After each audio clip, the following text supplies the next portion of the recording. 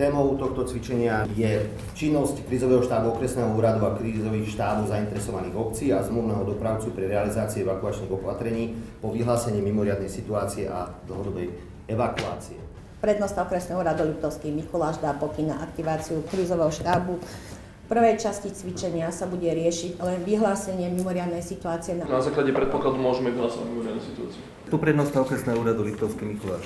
Na základe vyhlásenej mimoriadnej situácie žiadam o vyslanie výjazdovej skupiny do Kráľovej Lehoty. Krízový štáb plní v rámci krízovej situácie úlohu riadiaceho pracoviska, odkiaľ sa vysielajú všetky sily a prostriedky na zvládnutie danej mimoriadnej situácie.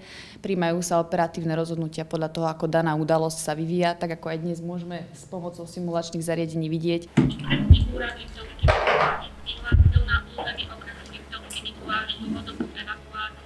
Ktorá sa začne dňa 11. októbra 2023. V rámci každej mimoriadnej udalosti je hlavnou úlohou krízového štábu prijímať požiadavky od obyvateľov o pomoc a v reálnom čase ich veľmi rýchlo vyriešiť a efektívne s pomocou zložiek integrovaného záchranného systému, ale aj s pomocou právnických osôb, fyzických osôb, cestou vecného plnenia.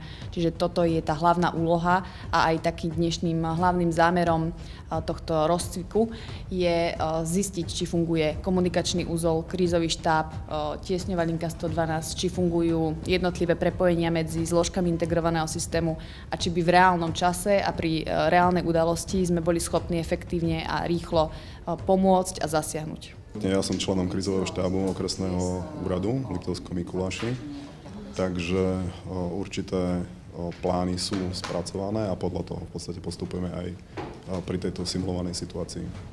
Na základe vyhlásenia evakuácie okresným úradom Liptovský Mikuláš dňa 11. októbra 2023 o 10. hodine na území našej Operačné stredisko 112. Mám informáciu od pani starostky z Kráľovej Lehoty, že treba evakuovať ľudí z Kráľovej Lehoty z objektu. Pri príprave a vlastnej evakuácii poskytnite pomoc osamelým, starým a chorým spoluobčanom, o občanov privítaných na lôžko. Toto cvičenie krízového štábu je veľmi prospešné, hlavne pre naše obce, aby sme vedeli, ako reagovať, keď nejaká taká reálna situácia nastane. V reálnom čase, keby niečo také sa vyskytlo, tak by sme boli asi v inej panike. Museli by sme reagovať veľmi rýchlo, ale v každom prípade by sme pomohli našim občanom, aby nemali újmu na majetku a hlavne, aby nemali újmu na zdraví a hlavne na životoch. No, normálne zavoláme na policie, vieš, že sa stala dopravná nehoda. Rádovala to, že čakala pri telefóne. Potrebovali by sme súčinnosť pri mimoriadnej udalosti. Občania, pozor, venujte pozornosť mimoriadnemu hláseniu.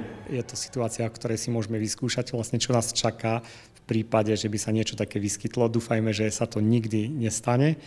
A sme rádi, že nás informujú vlastne o tej sile vody a o tom všetkom, ako to bude, keby sa to niečo stalo, ale som rád, že si to môžeme teraz takto na nečisto vyskúšať. Na základe vyhlásenia evakuácie okresným úradom v Liptovskom Mikuláši dňa 11.10.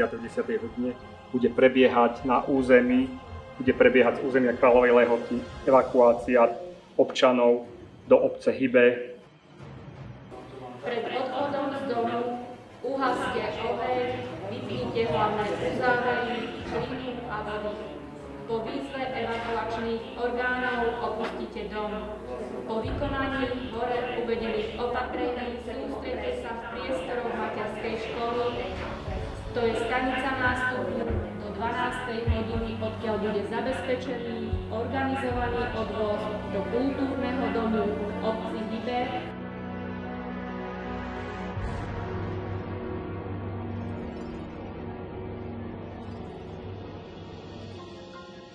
Celej trase a tu ide, tam sú.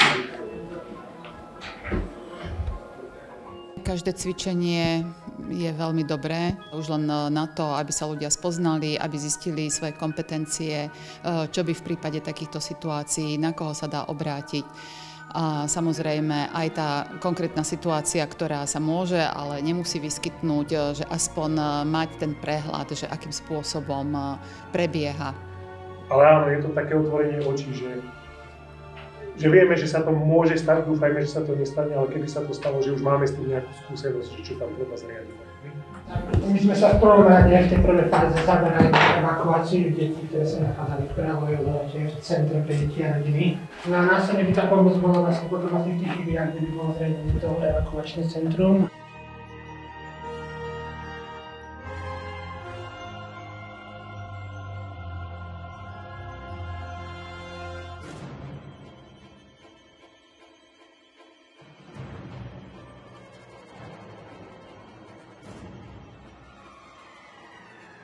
Pre mňa toto cvičenie bolo veľmi dôležitou skúsenosťou.